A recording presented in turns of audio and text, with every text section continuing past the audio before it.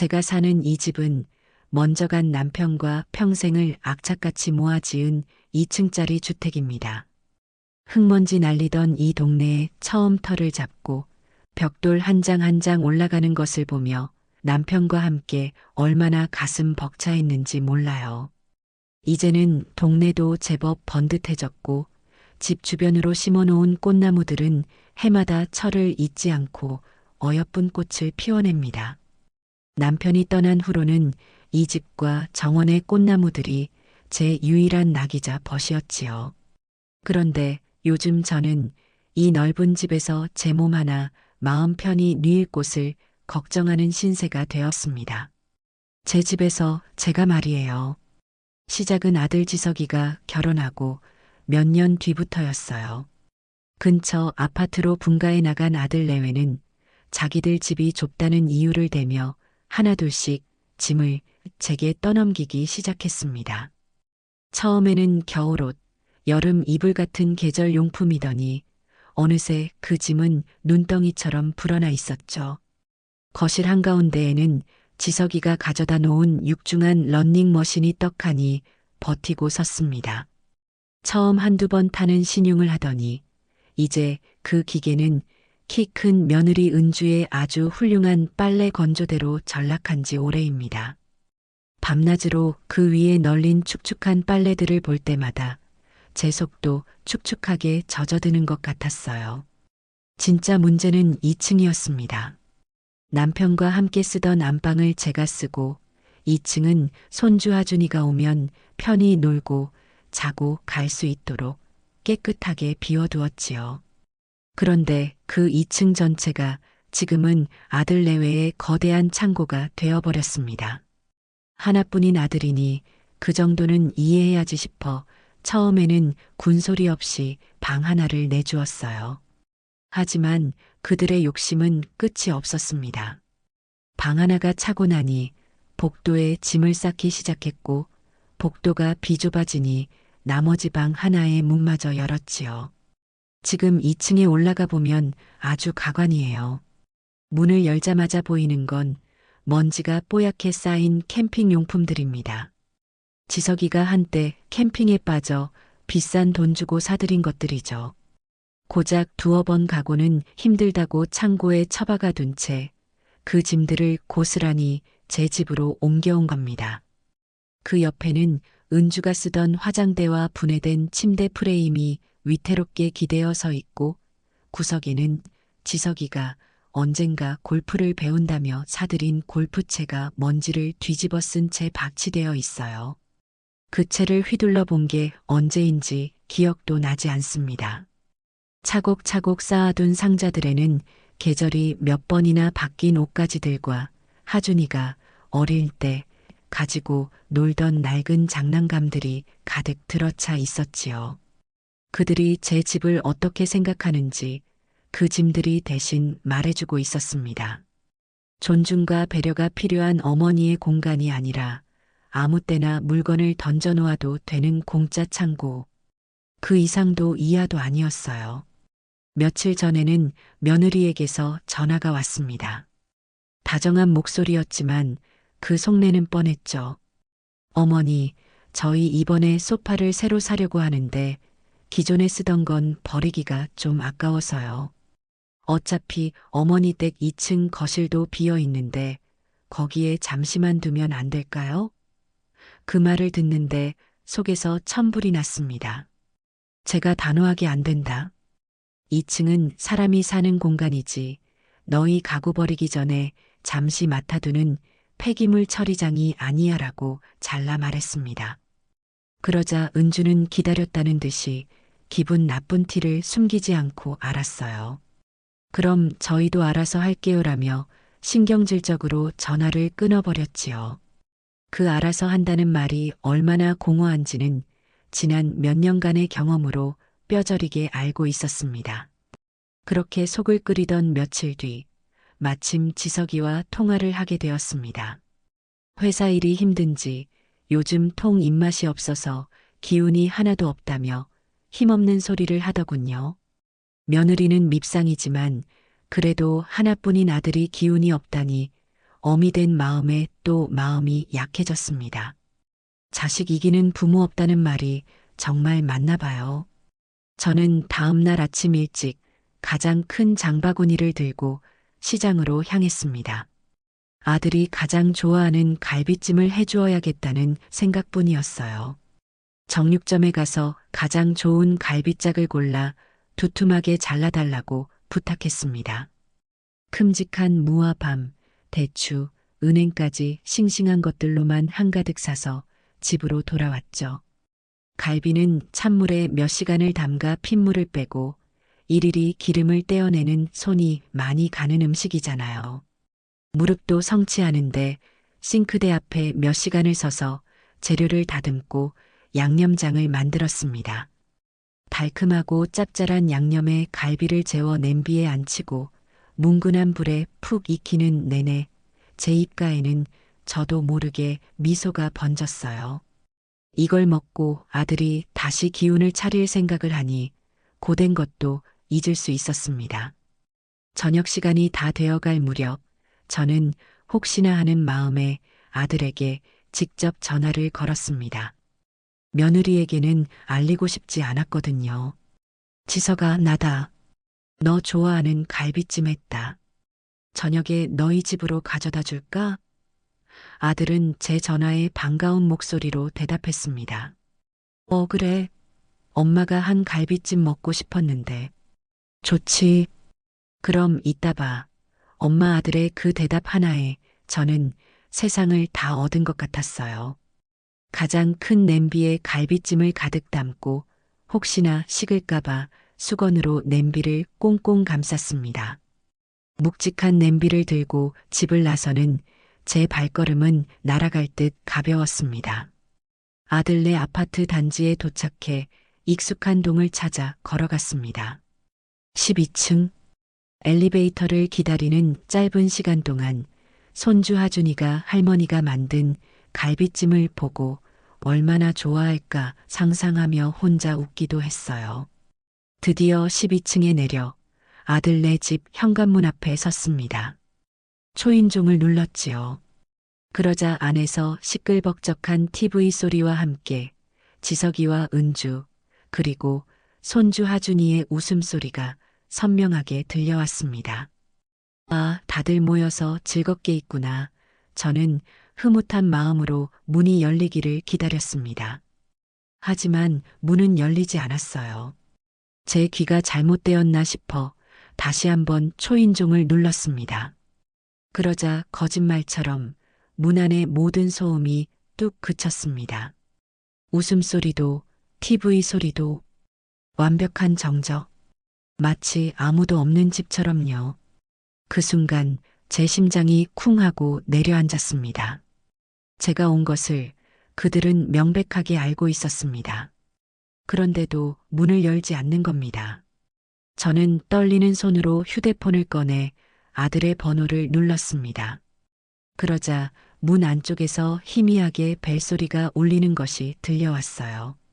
제 심장은 더 빨리 뛰기 시작했습니다. 제발, 제발 받아라. 그러나 그 벨소리는 이내 뚝 하고 끊겼습니다. 제 아들이 제 전화를 직접 거부한 겁니다. 저는 망연자실해서 현관문 손잡이를 바라보았습니다. 그때였습니다. 문 하나를 사이에 두고 며느리 은주의 얼음장같이 차가운 목소리가 들려왔습니다.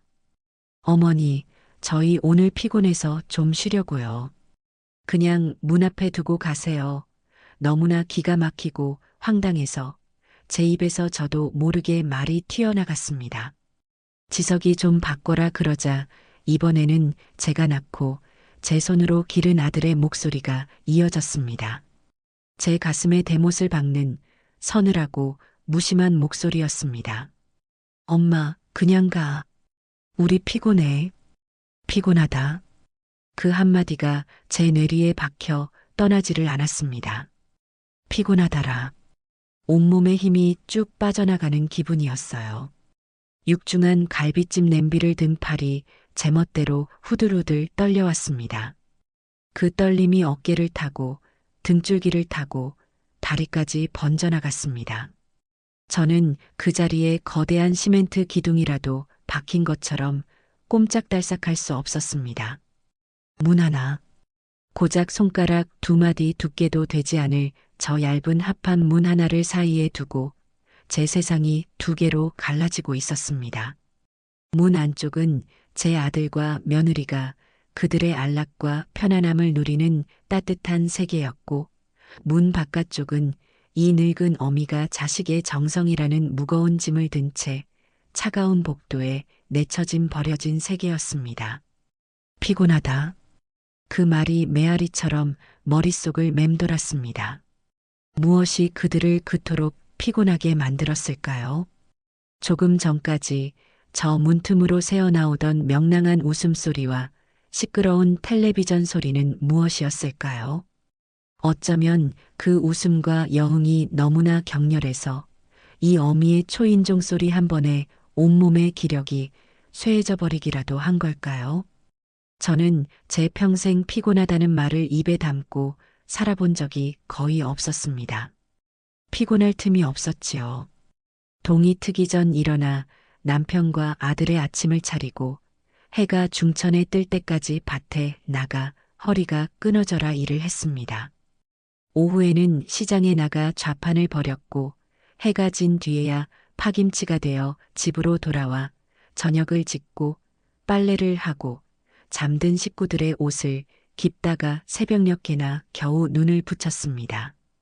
남편이 벌어오는 돈만으로는 지석이를 남들처럼 가르칠 수 없었기 때문입니다. 내 아들만큼은 돈이 없어 배우지 못했다는 한을 남겨주고 싶지 않았어요. 특히 남편의 사업이 어려워지고 그 충격으로 남편이 몸져 누웠을 때는 정말이지 눈코 뜰 새가 없었습니다. 저는 그때 동네에서 가장 큰 설렁탕 집 주방에 나가 일을 했어요. 하루 종일 거대한 가마솥 앞에서 뿜어져 나오는 뜨거운 김을 쐬고 산더미처럼 쌓인 뚝배기와 그릇들을 닦았습니다.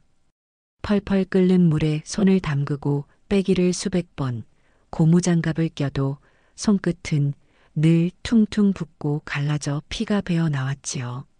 좋기 수십 근은 될 돼지뼈 통을 나르고 뜨거운 뚝배기를 식탁으로 내가는 일이 제 몫이었습니다. 하루 일이 끝나면 어깨와 허리는 끊어질 듯 아파왔고 다리는 퉁퉁 부어 제 다리가 아닌 것 같았어요.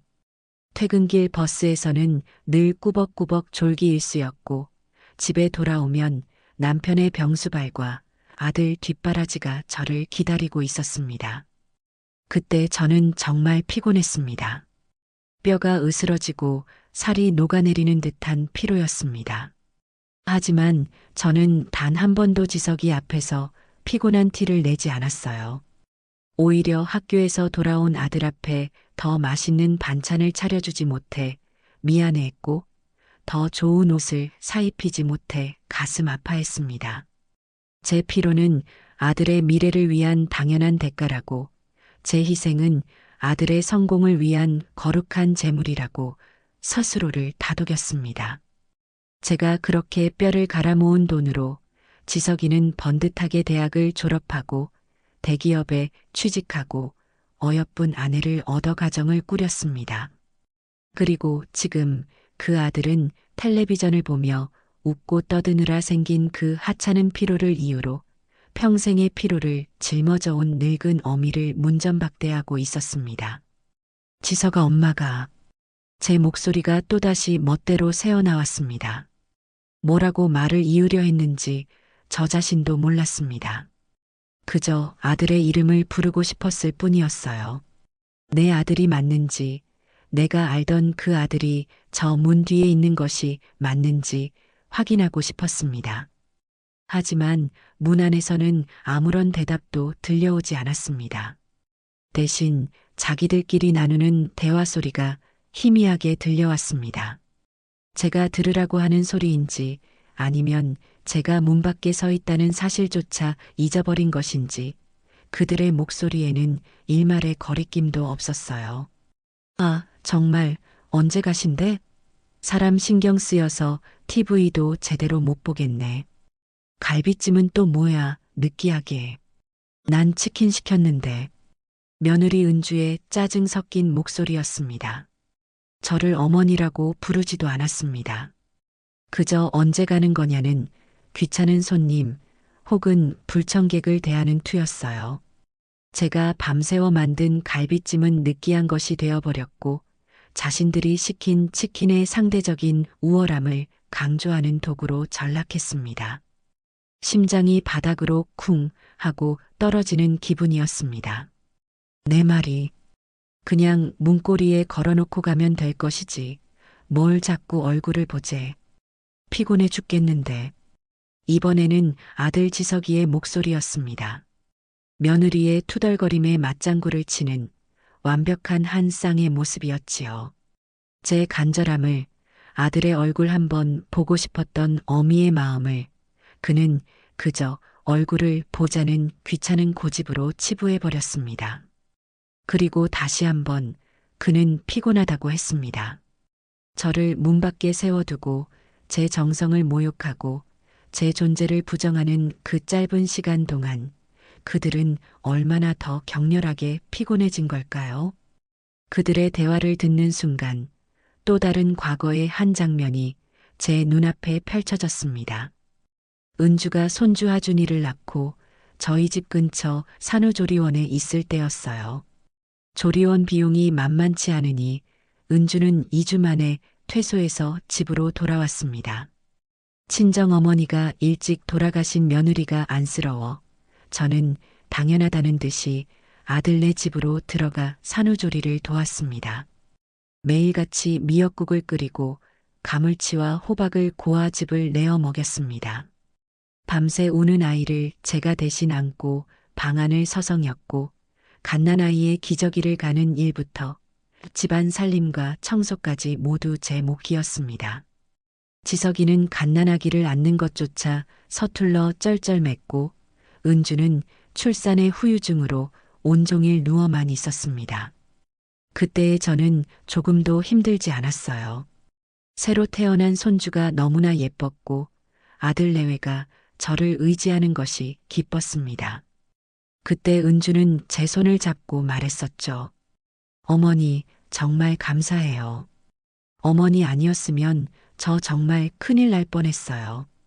이 은혜 평생 잊지 않을게요. 지석이 역시 제 어깨를 주무르며 말했습니다. 엄마가 최고야. 엄마 없었으면 어쩔 뻔했어.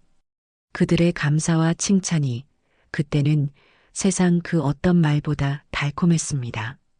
저는 정말 우리가 한 가족이 되었다고 믿었어요. 하지만 그 감사 역시 자신이 편안하고 아쉬울 때만 유효한 것이었습니다. 이제 아이가 다 크고 제 도움이 더 이상 필요 없어지자 저는 그저 성가시고 귀찮은 늙은이가 되어버린 겁니다. 그들의 집에 제 노동력과 시간은 기꺼이 들여놓았지만 정작 제 몸 하나는 문 안으로 들릴 수 없는 그런 존재가 되어버렸습니다. 그들의 피곤함은 그들이 필요할 때만 선택적으로 사라지는 아주 편리한 병이었습니다. 저는 그 자리에 얼어붙었습니다. 묵직한 갈비찜 냄비를 든 팔이 더는 제 것이 아닌 것처럼 감각 없이 후들후들 떨려왔어요. 문 하나를 사이에 두고 제가 제 인생을 바쳐 키워낸 아들과 그 아들의 옆자리를 차지한 며느리가 합심하여 이 늙은 어미를 벌레 보듯 내치고 있었습니다. 바로 조금 전까지 그들의 유쾌한 웃음소리가 흘러나오던 저 문이 이제는 저와 그들 사이를 영원히 갈라놓는 거대하고 차가운 단두대처럼 느껴졌습니다. 제 전화를 바로 앞에서 거부하던 아들의 그 냉정한 행동이 심장에 박힌 유리 조각처럼 파고들어 아파왔습니다. 제가 밤새워 정성껏 만든 이 갈비찜, 제 모든 정성과 사랑이 그들의 안락한 휴식을 방해하는 귀찮은 방해물, 그 이상도 이하도 아니었던 겁니다. 그 순간 엘리베이터가 띵하는 소리와 함께 12층에 멈춰 섰습니다. 문이 열리고 노란 옷을 입은 배달 기사가 커다란 치킨 상자를 들고 내렸어요.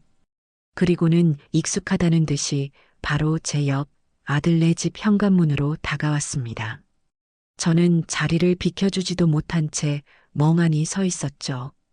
배달 기사가 초인종을 누르며 배달 왔습니다라고 하자 조금 전까지 묵묵부답이던 현관문이 아주 살짝 사람 한 명이 겨우 드나들 만큼만 열렸습니다. 안에서 며느리 은주의 팔이 쑥 나와 치킨을 받아드는 것이 보였어요. 고소하고 기름진 치킨 냄새가 복도에 확 퍼졌습니다. 피곤해서 문도 못 열어주겠다던 그들은 저를 문 밖에 세워둔 채 버젓이 배달 음식을 시켜 먹고 있었던 겁니다. 문이 다시 쾅 하고 닫혔습니다. 배달 기사는 저를 한번 흘끗 쳐다보더니 고개를 절레절레 저으며 엘리베이터에 다시 올라탔습니다. 그 동정 어린 시선이 제 뺨을 후려치는 것보다 더 아프고 치욕스러웠어요. 이제 모든 것이 명확해졌습니다. 이것은 단순한 무례가 아니었어요. 계획적이고 악의적인 모욕이었습니다. 눈물이 쏟아질 것 같았지만 이상하게 눈물은 나오지 않았습니다. 대신 제 안에서 무언가 단단하고 질긴 것이 뚝 하고 끊어지는 소리가 들렸습니다. 지난 수십 년간 제 발목을 붙잡고 있던 자식에 대한 마지막 기대와 미련이었을까요? 저는 잠시 숨을 골랐습니다. 그리고 결심했습니다. 더 이상은 이렇게 살 수 없다고. 더 이상은 내 모든 것을 내어주고도 무시당하는 그런 호구 같은 어미로 살지 않겠다고요. 저는 아직도 온기가 남아있는 냄비를 고쳐들었습니다. 이걸 이대로 문 앞에 두고 돌아서는 것은 제 마지막 자존심이 허락하지 않았어요. 그렇다고 그들의 문 앞에 쏟아부어버리는 유치한 행동으로 저 자신을 그들과 똑같은 수준으로 떨어뜨리고 싶지도 않았습니다. 이 정성은, 이 사랑은 받을 자격이 없는 자들에게는 과분한 것이지요. 저는 이 무거운 냄비를 다시 들고 제 집으로 돌아가기로 했습니다.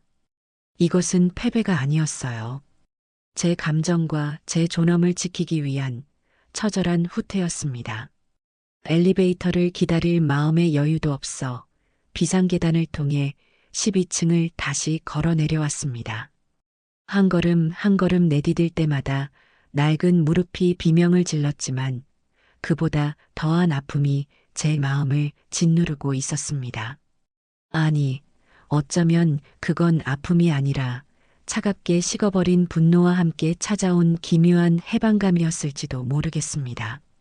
제 머릿속에서는 수십 년의 세월이 주마등처럼, 아니, 아주 상세한 다큐멘터리처럼 펼쳐지고 있었습니다. 지석이가 어릴 때 열이 40도까지 올라 경기를 일으키던 그 밤이 생각났습니다. 남편은 지방 출장을 가고 없었고 저는 울부짖는 아이를 담요에 둘러싸 업고 한겨울 새벽의 칼바람을 뚫고 병원 응급실로 내달렸지요. 의사가 해열 주사를 놓고 아이가 겨우 잠잠해졌을 때 병원 복도 차가운 의자에 앉아 덜덜 떨며 밤을 새웠습니다. 그때는 조금도 힘들지 않았어요. 내 아들만 살릴 수 있다면 내 목숨이라도 내놓을 수 있다고 생각했으니까요. 남편의 사업이 어려워져 집안이 휘청거릴 때 저는 지석이의 학원비만큼은 끊기게 할 수 없다는 생각에 동네 식당에 나가 하루 12시간씩 그릇을 닦았습니다. 뜨거운 물에 손이 퉁퉁 붓고 허리가 끊어질 듯 아파왔지만 매달 아들의 학원비를 벌어 손에 쥘 때면 그 모든 고통을 잊을 수 있었어요. 아들이 좋은 대학에 합격하던 날 저는 식당 주방 구석에 숨어 소리 없이 눈물을 흘렸습니다. 내 모든 고생이 헛되지 않았다는 안도감에, 그리고 내 아들이 자랑스러워서요.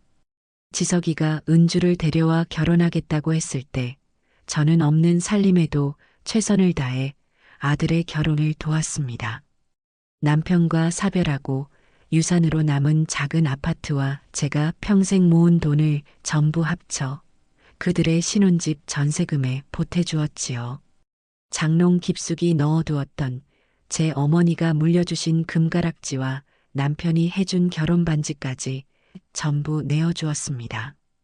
그때 은주는 제 손을 잡고 눈물을 글썽이며 말했었죠. 어머니, 이 은혜 평생 잊지 않고 정말 친딸처럼 자랄게요. 그 말이, 그 눈물이 전부 거짓이었다는 것을 왜 저는 이제야 깨닫게 된 걸까요? 아파트 단지를 빠져나와 버스 정류장으로 향하는 내내 머릿속은 놀랍도록 차분해졌습니다. 이제 무얼 해야 할지, 어떻게 해야 할지가 선명하게 그려졌어요. 제 인생을, 제 공간을 되찾아야 했습니다.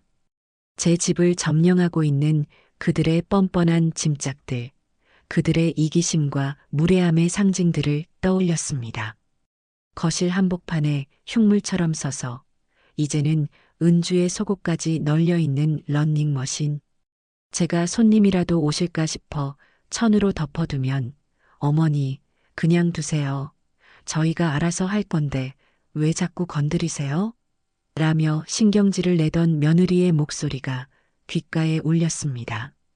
2층을 가득 채운 그들의 짐들을 하나하나 떠올렸습니다. 하준이가 태어나기 전에 쓰던 낡은 유아용 침대, 이제는 거미줄만 잔뜩 쳐 있는 유모차. 어머니, 둘째 가질지도 모르니까 일단 좀 맡아주세요. 그 말을 철석같이 믿고 몇 년이나 그 짐을 안고 살았습니다. 하지만 그들은 둘째를 가질 생각이 전혀 없었죠. 그저 자신들의 집에 자리만 차지하는 애물단지를 제게 떠넘겼을 뿐입니다. 한때 골프에 미쳐있던 지석이가 사들인 수백만 원짜리 골프채 세트. 어머니, 이거 잘 보관해 주세요. 나중에 하준이 크면 가르쳐 줘야죠. 그 골프채로 공 한 번 제대로 쳐보지 않고 이제는 현관 구석에서 먼지만 뒤집어 쓰고 있었습니다. 은주가 결혼 전에 쓰던 화려한 화장대와 의자, 봄, 여름, 가을, 겨울, 사계절의 옷가지와 신발, 핸드백이 담긴 수십 개의 상자들. 그들은 제 집을 자신들의 편의를 위해 언제든 이용할 수 있는 무료 창고, 그 이상으로 생각하지 않았던 겁니다. 버스를 타고 집으로 돌아오는 길, 차창 밖으로 스쳐 지나가는 풍경은 눈에 들어오지 않았어요. 제 머릿속은 차가운 결심으로 가득 차 있었습니다. 그들은 저와의 관계를 스스로 끊어냈습니다. 그렇다면 저 역시 그들과의 관계를 정리해야 마땅하지요. 그 정리는 바로 제 집을 불법으로 점거하고 있는 그들의 모든 흔적을 지워버리는 것에서부터 시작될 겁니다. 집에 도착하자마자 저는 묵직한 갈비찜 냄비를 들고 부엌으로 향했습니다. 그리고는 음식물 쓰레기통 뚜껑을 열고 아직 온기가 남아있는 갈비찜을 미련 없이 전부 쏟아부었습니다. 툭, 투둑. 제가 밤새워 만든 정성이, 아들을 향한 마지막 모정이 그렇게 차가운 쓰레기통 속으로 사라졌습니다. 빈 냄비를 싱크대에 내려놓는 소리가 텅 빈 제 마음에 서늘하게 울려 퍼졌습니다. 그리고 저는 곧장 전화기를 들었습니다. 언제나 제 편이 되어주는 제 유일한 피부치, 동생 영숙이에게 전화를 걸었죠. 신호음이 몇 번 울리지 않아 동생이 전화를 받았습니다. 언니, 웬일이야, 이 시간에? 저는 떨림 없는 강철처럼 단단한 목소리로 말했습니다. 영수가 지금 당장 우리 집으로 좀 와. 집에 쌓인 쓰레기들을 좀 치워야겠어. 아주 싹 다 제 목소리에 담긴 심상치 않은 기운을 동생은 즉시 알아차렸습니다. 쓰레기? 지석이네 집 말하는 거지? 무슨 일 있었어? 저는 방금 전 아들네 집 앞에서 겪었던 그 치욕스러운 모든 일을 담담하게, 감정 하나 씻지 않고 사실 그대로 이야기했습니다. 치킨 배달부의 이야기까지요. 제 이야기가 끝나자 수화기 너머에서 동생의 거친 숨소리가 들려왔습니다. 한참 동안 말이 없던 동생은 이내 분노가 폭발한 목소리로 소리쳤습니다. 아이고, 이 천하의 몹쓸 것들. 사람이 아니네. 그것들은 지 어미를 문 밖에 세워두고 치킨을 시켜 먹어. 당장 찾아가서 그 상판대기를 확 뒤집어 엎어버릴까 보다. 동생은 저보다 더 분개하며 흥분을 감추지 못했습니다. 그리고는 곧바로 말을 이었죠. 왔구나, 그날이. 언니 정말 잘 생각했어. 더는 참으면 언니만 병나. 알았어, 언니. 내가 지금 당장 달려갈게. 그리고 내가 아는 용달차 기사님 있는데 그 양반이 입 무겁고 일 하나는 기가 막히게 깔끔하게 잘해. 내가 그분한테도 연락해서 내일 아침 동 트자마자 보내라고 할게. 언니는 아무것도 하지 말고 그냥 기다리고만 있어. 뒷일은 이 동생이 다 알아서 처리할 테니까. 동생의 호쾌한 지지는 제 마지막 남은 망설임마저 산산조각 내버렸습니다. 이것은 더 이상 감정적인 복수가 아니었습니다. 제 소유권을, 제 존엄을 되찾기 위한 정당하고 합법적인 권리 행사이자 제 인생의 새로운 장을 열기 위한 필수적인 대청소였습니다. 이제 주사위는 던져졌고 다시는 되돌릴 수 없었습니다. 저는 수화기를 내려놓고 2층으로 올라가는 계단을 바라보았습니다. 내일 아침이면 저곳은, 그리고 제 인생은 완전히 달라져 있을 겁니다. 그날 밤 저는 뜬 눈으로 밤을 새웠습니다. 잠이 오지 않았어요. 억울하고 분해서가 아니었습니다. 오히려 앞으로 벌어질 일들에 대한 어떤 기대감 혹은 비장함 때문에 정신이 너무나 또렷했지요. 동이 트기 전 저는 자리에서 일어나 찬물에 세수를 했습니다. 거울에 비친 제 얼굴은 헬쑥했지만 눈빛만은 그 어느 때보다 단단하게 빛나고 있었습니다. 오늘은 제 인생의 대청소를 하는 날입니다. 아침 일찍 동생 영숙이가 헐레벌떡 집으로 들어섰습니다. 제 얼굴을 살피더니 언니 밤새 한숨도 못 잤구나.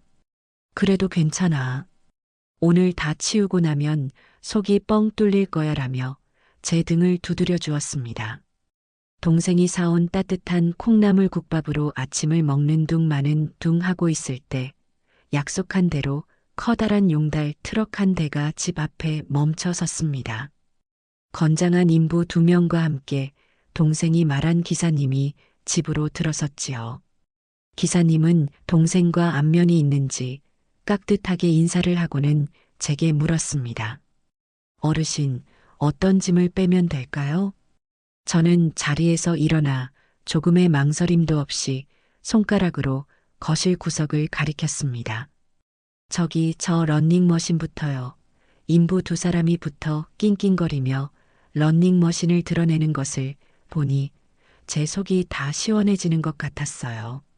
몇 년 동안 제 거실의 주인 행세를 하던 흉물이 사라지자 그 자리에 아침 햇살이 환하게 쏟아져 들어왔습니다. 저는 기사님과 인부들을 데리고 2층으로 올라갔습니다. 그리고 2개의 방과 복도를 가리키며 말했죠. 여기 있는 물건 전부요. 하나도 남김없이 전부 빼주세요. 기사님은 잠시 놀란 표정이었지만 이내 고개를 끄덕이며 인부들에게 지시를 내렸습니다. 그때부터 제 집에서는 일대소란이 벌어졌습니다. 인부들의 둔탁한 발소리, 짐을 옮기는 소리, 상자를 테이프로 봉하는 소리가 온 집안에 울려 퍼졌어요. 저는 팔짱을 낀 채 그 모든 광경을 묵묵히 지켜보았습니다. 동생은 제 옆에서 연신 잘한다. 언니, 속 시원하다. 를 외쳐댔고요. 그들의 짐이 하나씩 집 밖으로 실려나갈 때마다 저는 그 물건들의 얽힌 기억들을 하나씩 떠올렸습니다. 먼지 쌓인 골프채를 보며 지석이가 처음 골프를 배운다며 신이 나서 제게 용돈을 타가던 날을 생각했습니다.